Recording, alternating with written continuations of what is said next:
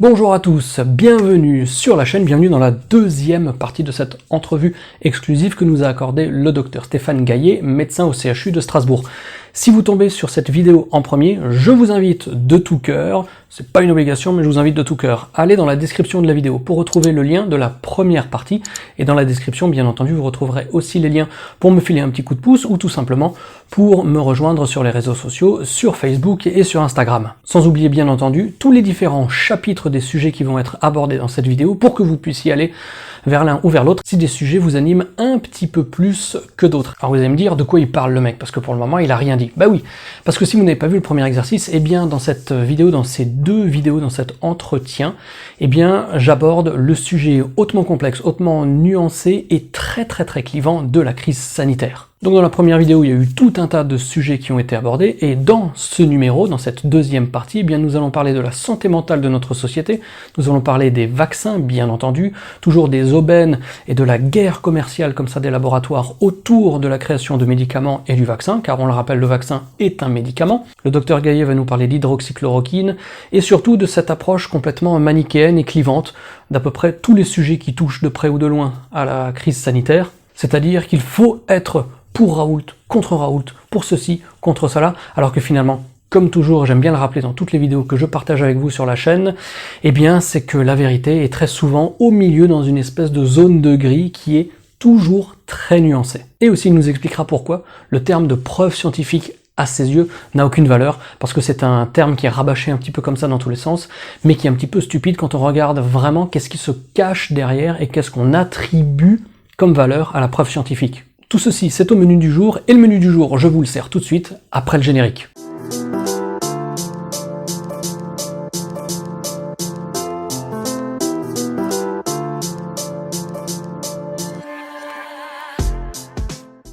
Mais pour revenir sur le documentaire Hold Up, qu'est-ce que ça vous inspire par rapport au niveau de la santé mentale de notre société quand des prix Nobel ou des directeurs de recherche mondialement réputés sont targués de complotistes? Parce que quand BFM va dire Hold Up est un documentaire complotiste, ça sous-entend que tous les prix Nobel et tous les grands pontes qui s'y sont exprimés sont aussi complotistes, ou en tout cas ont une vision complotiste.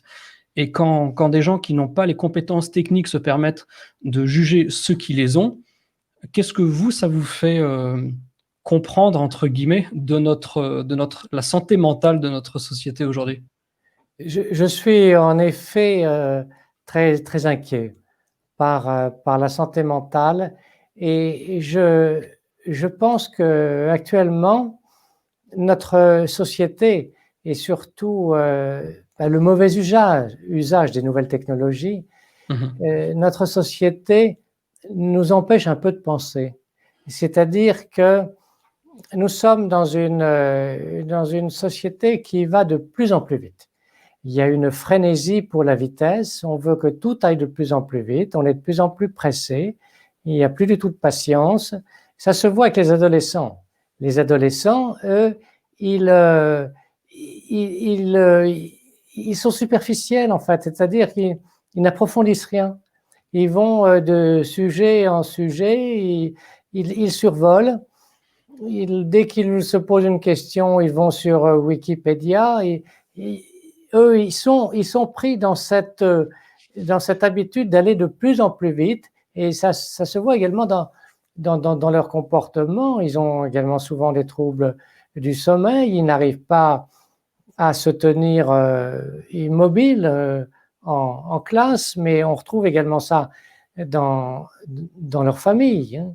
Donc, notre société est fascinée par la vitesse, elle est fascinée par les nouvelles technologies, et actuellement, cet accaparement d'une grande majorité d'esprits par les téléphones mobiles, hein. Il suffit quand je circule en ville, je regarde tous les gens qui sont à l'arrêt, ou même qui se déplacent en 2 roues, par exemple, et vous avez les 3/4 des gens, voire les 4/5 qui sont tout le temps sur leur mobile. Et on a un flux d'informations, ce sont même pas des informations, on a un flux de signaux visuels, auditifs, qui nous arrivent qui inonde notre conscience tous les jours, du matin au soir. Et ce que je pense, c'est que beaucoup de gens n'ont plus le temps de penser. C'est-à-dire qu'ils n'ont plus les capacités de réfléchir parce qu'ils sont inondés de signaux et ils sont inondés de prêt-à-penser. C'est ce que j'appelle le prêt-à-penser, c'est-à-dire des avis tout faits. Et je pense que... On est un peu dans le monde Twitter où Oui. Ce qui jadis était une pensée profonde, aujourd'hui elle doit s'exprimer en 140 caractères, alors que 140 caractères ne permet même pas d'exprimer l'embryon d'une idée. Mais aujourd'hui, on ne peut plus aller au-delà de ces 140 caractères parce qu'on est dans l'instantanéité du tout, y compris de la pensée et de la réflexion, ce qui in fine fait qu'il n'y en a plus du tout en fait. Oui, effectivement, c'est une bonne idée de prendre l'exemple de Twitter. C'est le format compact obligé qui ne permet aucune nuance, qui ne Voilà. permet aucune nuance. Et puis, donc, je faisais allusion au prêt-à-penser. On a l'impression qu'il y a une perte de la pensée propre, de l'idée propre. Vous demandez, par exemple, à un adolescent, qu'est-ce que tu penses de ceci? Et souvent, il va vous dire, il va faire un tri très rapide entre les avis qu'il a déjà entendus et il va en choisir un. Ce n'est donc pas ce qu'il pense lui, c'est parmi le menu qu'on va proposer dans le prêt-à-penser, ce qu'il a choisi. Mais on ne peut pas dire qu'il ait sa propre réflexion.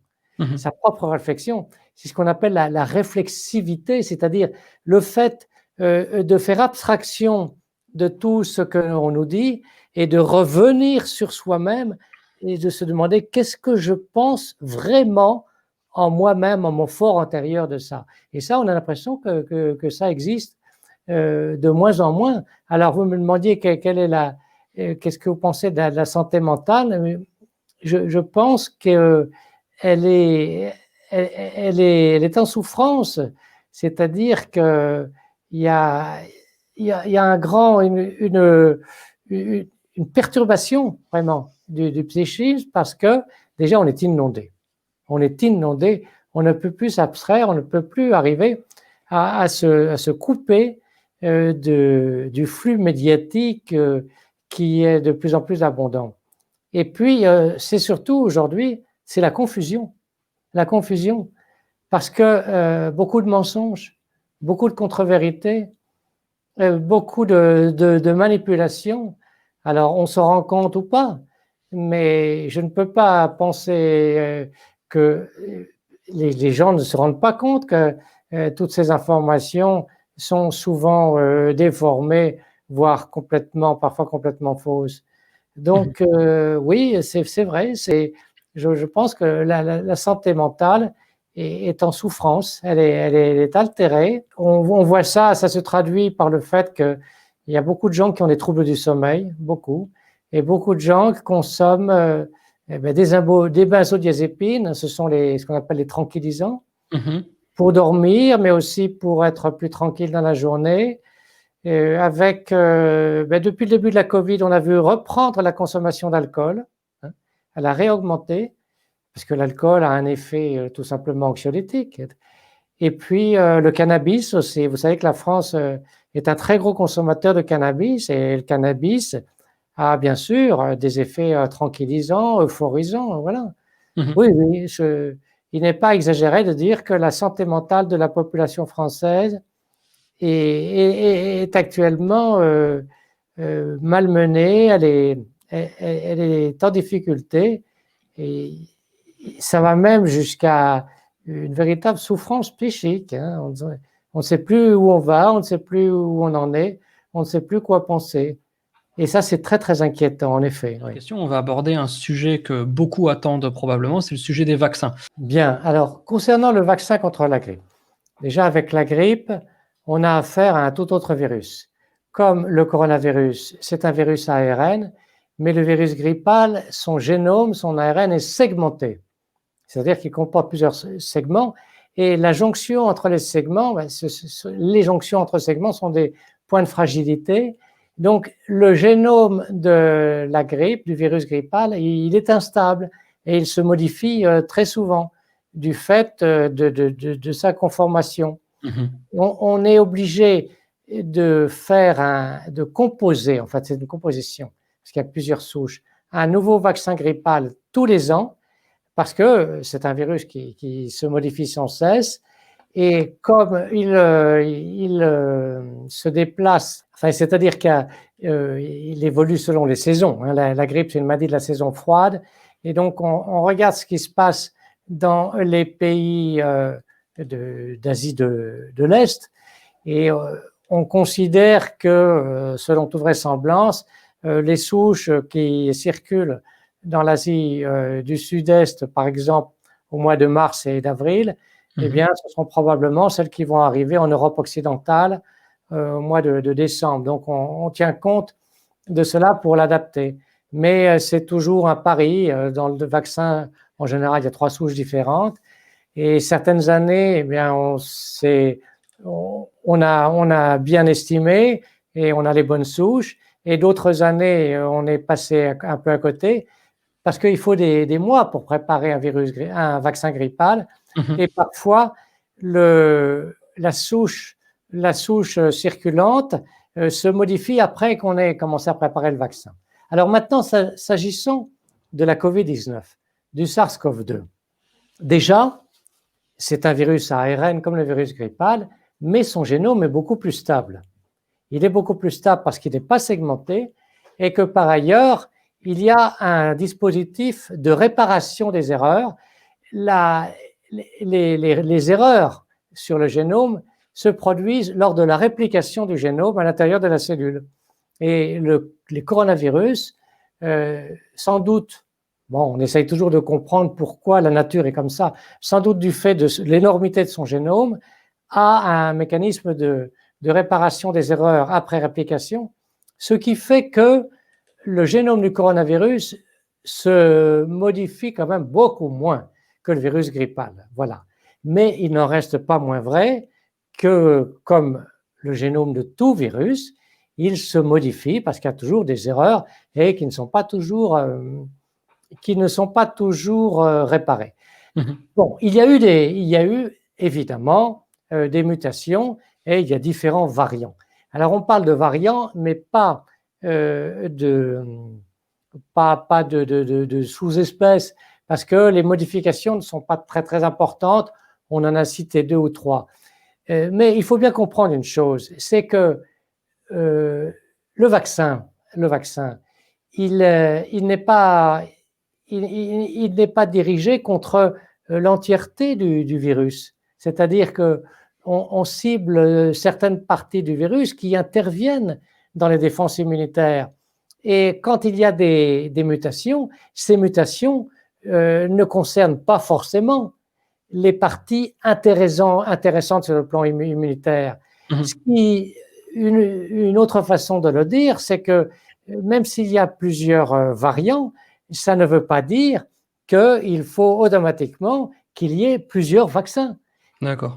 Un même vaccin peut tout à fait être efficace sur l'ensemble des variants, pourvu que les variations ne concernent pas les cibles qu'on a choisies, essentiellement la protéine de surface, la protéine S, les cibles qu'on a choisies pour orienter la défense immunitaire. Donc ça, c'est quand même une première chose. Alors, en revanche, il y a effectivement l'élément qui interpelle le plus, c'est la vitesse avec laquelle on a préparé ce vaccin. Parce que généralement, à part la grippe, mais la grippe, en fait, on ne fait pas un nouveau vaccin tous les ans. On a quand même une base et il est adapté chaque année. Mais pour toutes les autres maladies virales, à part Ebola, et encore, généralement, on ne développe pas un vaccin dans la précipitation, dans la bousculade, dans une période pandémique. C'est vrai, on prépare habituellement des vaccins à froid, et puis on prépare surtout des vaccins pour vis-à-vis de maladies virales qui sont non pas épidémiques ou pandémiques, mais endémiques. c'est-à-dire qui évoluent lentement. Donc des maladies un peu chroniques, comme l'hépatite B, l'hépatite A, la poliomyélite, etc. Et là, on a affaire à une pandémie qui évolue quand même assez vite, et il a fallu se dépêcher pour préparer un vaccin. Alors, bon, je crois que beaucoup de gens l'ont compris, c'est une guerre commerciale en fait, une guerre commerciale entre les laboratoires, qui d'ailleurs s'associent, parce que il est pratiquement impossible de fabriquer un vaccin tout seul, c'est tellement énorme. Donc ils s'associent, souvent les laboratoires, ils travaillent par deux. Et c'est au premier qui va arriver à annoncer qu'il a développé un vaccin qui est au point, alors qu'il ne l'est pas complètement, ce qui va entraîner d'ailleurs une montée spectaculaire du niveau des actions de bourse. Bon, ça, c'est l'aspect purement financier, la spéculation. Et puis, par ailleurs, donc il faut aller très vite. Alors, il y a ceux qui travaillent en secret, comme les Russes et les Chinois, et qui ne disent pas comment ils font. Et d'ailleurs, le vaccin russe dont on parle, Sputnik 5, et le vaccin chinois, ils sont du même type. Ils sont du même type. Et ce ne sont pas du tout des vaccins à ARN messager, ce sont des vaccins à vecteur viral atténué, adénovirus.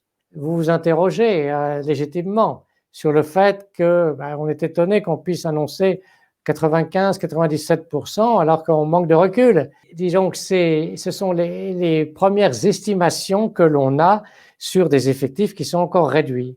Mais il est certain qu'il y a l'effet d'annonce.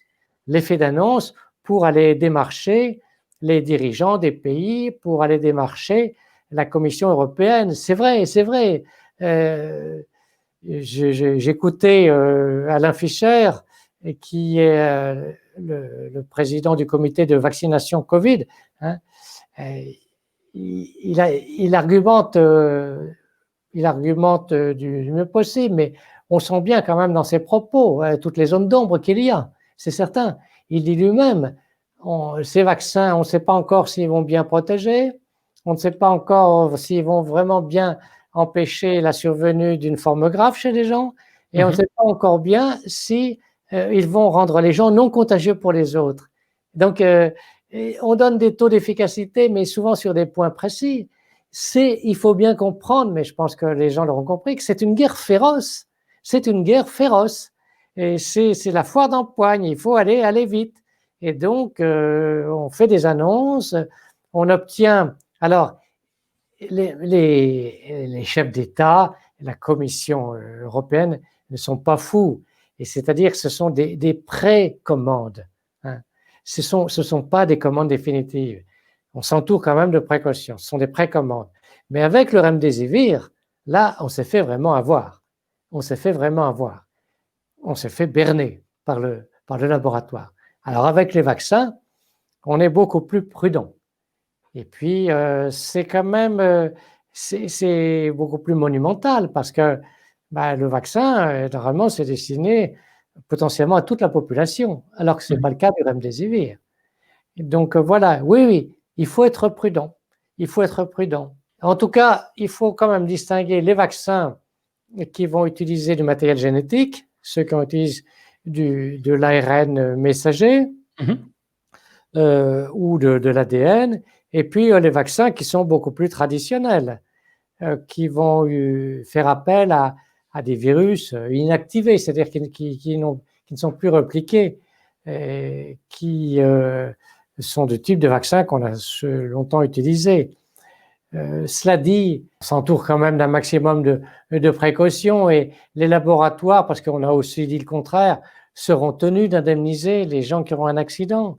C'est obligatoire. Il est impossible qu'un laboratoire soit déchargé de sa responsabilité en cas de survenue d'un accident grave avec un médicament. Et un vaccin, c'est un médicament. Donc attention à tout ce que l'on dit. Hein. Mais je pense qu'on en arrivera à un stade, je ne sais pas quand, où on pourra avoir une assez bonne confiance dans le ou les vaccins qui nous seront proposés. Voilà. Voilà, j'essaye d'avoir un discours modérateur, parce que oui, vous le disiez, c'est à propos du film Hold Up. Il y a très souvent actuellement une vision manichéenne. Je suis pour Raoult, je suis contre Raoult. Mais non, les choses ne se présentent pas comme ça. Il n'y a pas à être pour ou contre Raoult.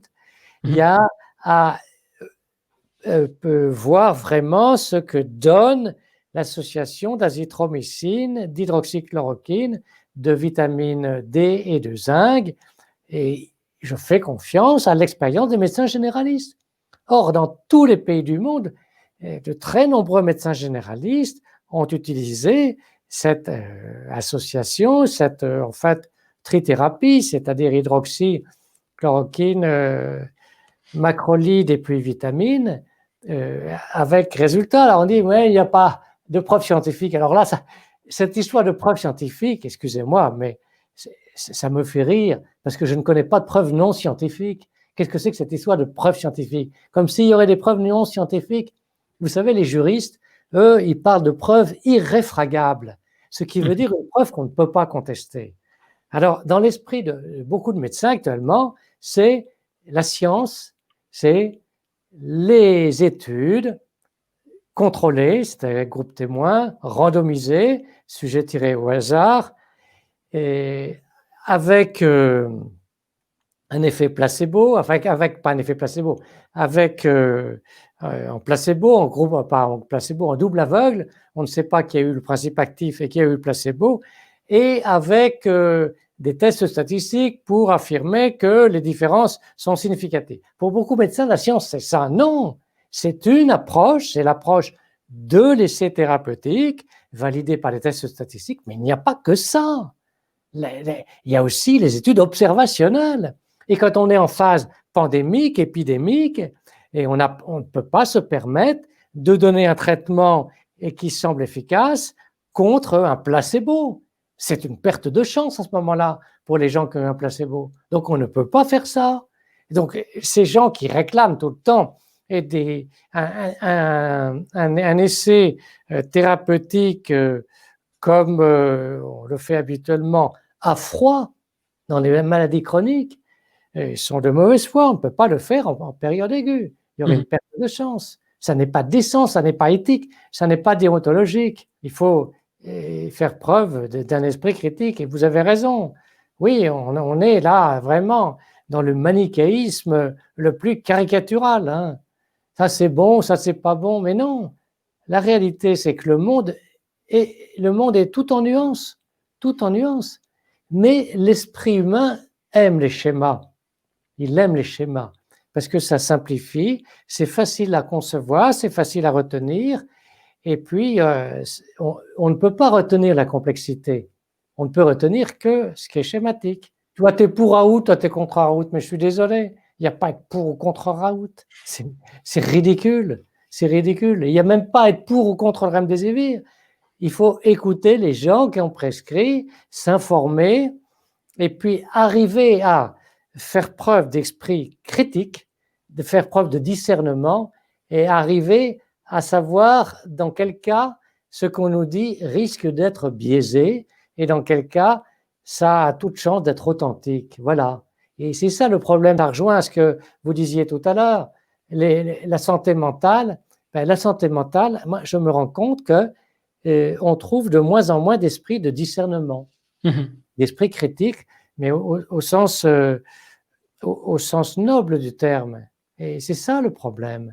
Mais peut-être aussi qu'on n'a plus le temps d'analyser, d'essayer de faire de preuves de discernement. À cause de ce flux incessant, je pense qu'il y a une intoxication avec ce flux d'informations, voilà, qui nous gave et qui nous aliène. On est aliéné. L'esprit humain a besoin de temps pour réfléchir. Et on parle beaucoup actuellement d'intelligence artificielle, expression que, comme Ganassia, je récuse. Ce sont en fait des systèmes experts, des réseaux de neurones, des algorithmes. Et je n'aime pas l'intelligence artificielle parce que il n'y a pas d'intelligence dans ces systèmes experts. Mais en tout cas, une chose est certaine, c'est qu'ils comptent, ils calculent beaucoup plus vite que l'esprit humain. Et c'est ça aussi.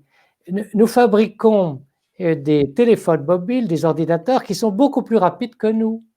Et finalement, ce sont ces machines qui nous imposent leur cadence.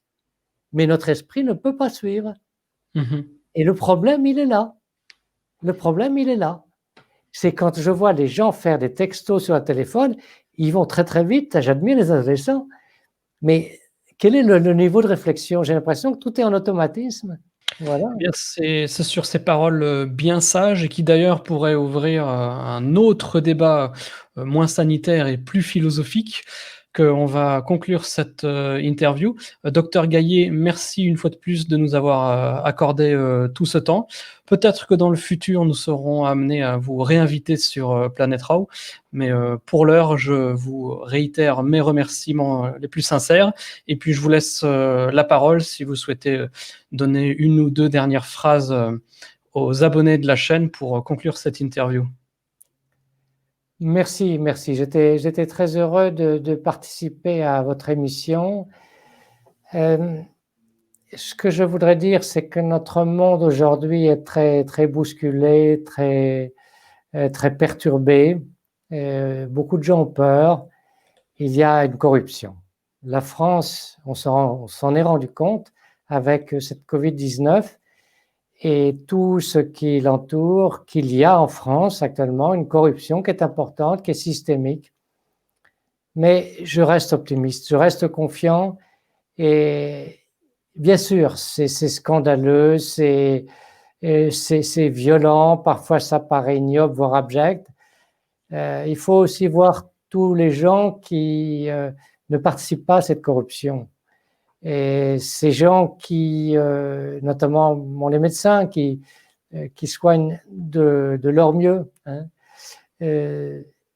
Vraiment, il faut s'efforcer de retrouver de l'espoir, de la sérénité, de la joie de vivre, prendre le temps de réfléchir, de s'abstraire de tout ça et essayer de comprendre qu'il y a effectivement, oui, beaucoup de mal, mais c'est vrai, il ne faut pas être angélique, mais je pense que le bien va l'emporter quand même. On le voit dans l'histoire, on le voit, les gens qui étaient massivement corrompus, les gens qui ont fait du gangstérisme sont tous mal finis. Ils ont tous mal fini.